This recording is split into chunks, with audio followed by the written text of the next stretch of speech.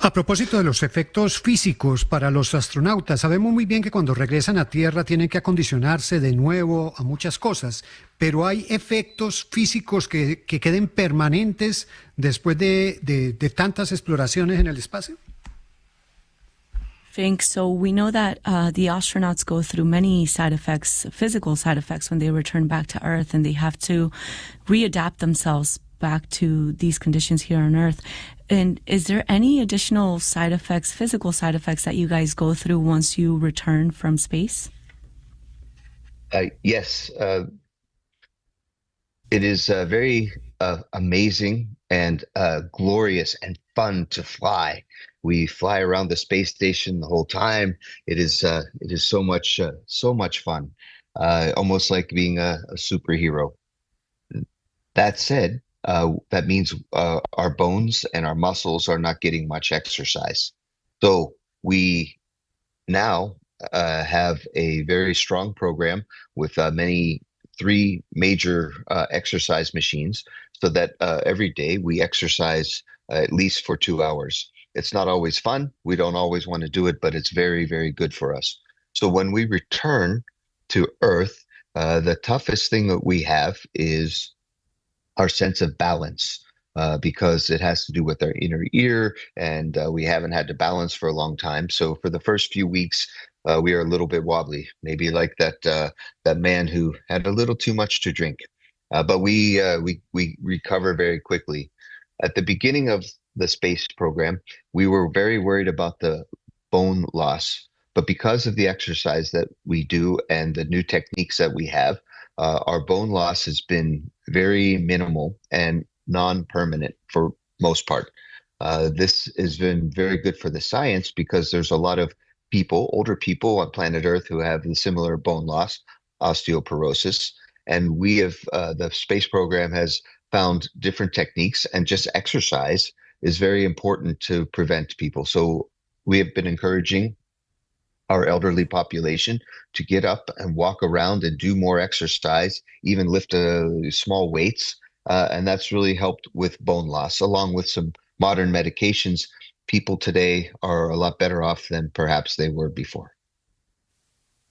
Nos responde que es maravilloso, glorioso y divertido viajar en la Estación Espacial Internacional, porque se siente como un superhéroe. Pero habiendo dicho esto, nos responde que los huesos y los músculos también sufren mucho en el espacio porque no se ejercitan mucho.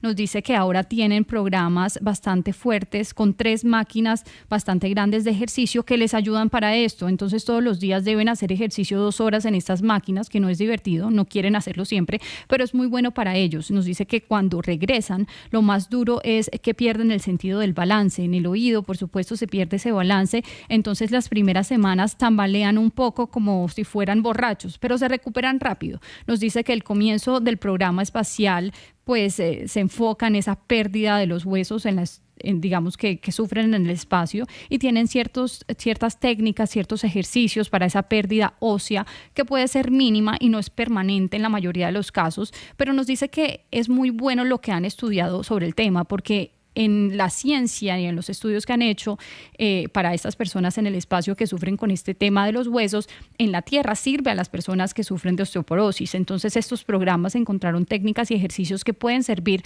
para prevenir la osteoporosis, y alientan por eso a los mayores a pararse, a hacer ejercicio, a levantar pesas, así sea pequeñas, porque los ayuda para eso, y con todas las medicaciones modernas que hay, pues puede ser bastante útil. Bueno, y la última pregunta es, ¿qué lo cambió como ser humano estando en el espacio? El momento de mayor temor y el momento también de mayor asombro estando en el espacio. Mr. Fincke, one of the last questions is, what changed you as a human being in space? And or what changed within you as a human being in space? And then what was the moment of greatest fear while you were there, and the moment of greatest awe? Yes. Beautiful philosophical questions from the heart. So I will answer from my heart. First, the first time I ever saw our beautiful planet from space. I'm a pretty calm person, not very emotional, very what do you say, very proper and go by the procedures as a aviator, a person who flies.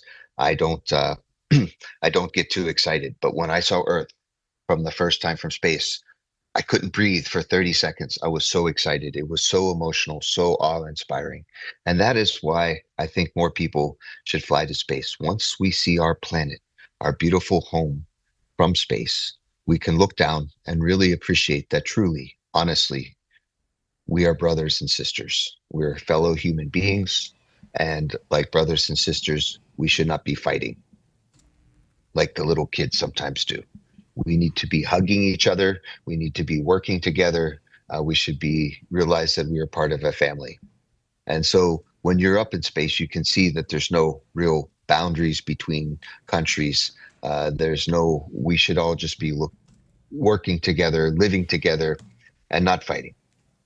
And then you look out and you can see the rest of the stars. You can see the whole universe that's out there. And we can go see this whole universe together. We should be exploring.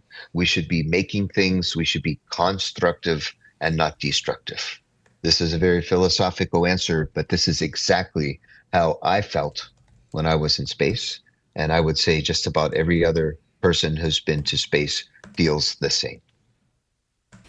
Nos responde desde un punto de vista filosófico, porque es una pregunta más bien que va desde el corazón y por eso quiso responderla de esa manera, con el corazón. Nos dice que la primera vez que vio nuestro planeta desde el espacio, pues se emocionó muchísimo. Él tiende a ser una persona bastante calmada, que sigue los procedimientos, es un aviador, una persona que vuela, entonces no se tiende a emocionar mucho, pero cuando vio la Tierra por primera vez desde el espacio, nos dice que no podía respirar por 30 segundos porque fue muy emocionante e inspirador. Nos dice que por eso más personas deben volar al espacio, porque cuando vemos nuestra casa desde el espacio y se mira hacia abajo, se puede identificar que somos todos hermanos y hermanas, que somos humanos, que no podemos pelear, que debemos abrazarnos y trabajar juntos, que somos parte de la misma familia.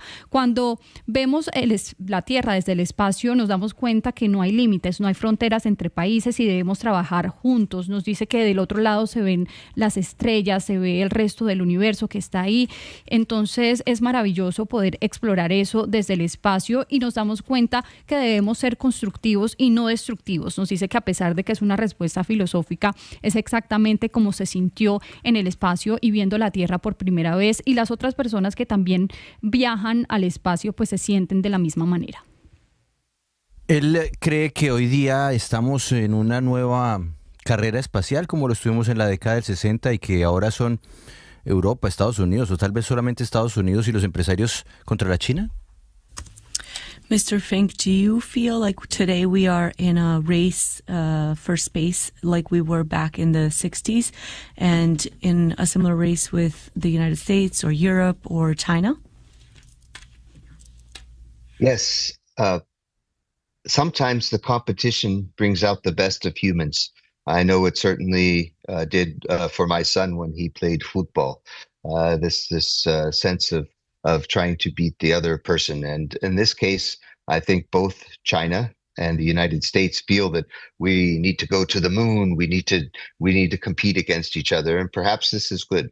I do think that someday that all humans should be working together on the moon and then to Mars and to our whole solar system. And if we do it right, and if we are good to each other and stop being destructive, we can go to the whole stars. All of the universe can be there for us. But right now, there is competition. We are trying to figure out what is the best way for economics, what is the best way to treat each other as humans, what is the best way, is it democracy or this other way? We'll see. But in the meantime, doing something like going to space and making that kind of a race as opposed to building up more bombs, in my opinion, is much better for our sons and daughters and our grandchildren in the future. Well, thank you so much for being with us in Caracol Radio, Mr. Mike Fincke. It's been a pleasure having you today in our show. Muchas gracias y muchas felicitaciones a nuestra talentosa traductora. Espero hablar mejor español en la próxima entrevista, próxima interview. Thank you so much. You were great. Bye-bye.